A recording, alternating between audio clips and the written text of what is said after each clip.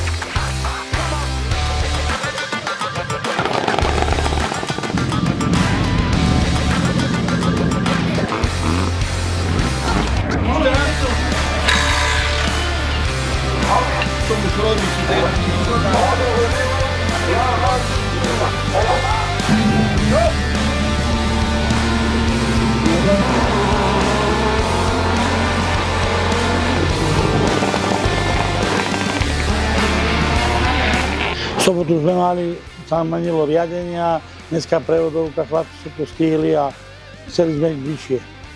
Ale tak si nedá sa nič robiť. Mali sme dve poruchy, nedostali sme sa do prvej rady, tak to je už tom problém.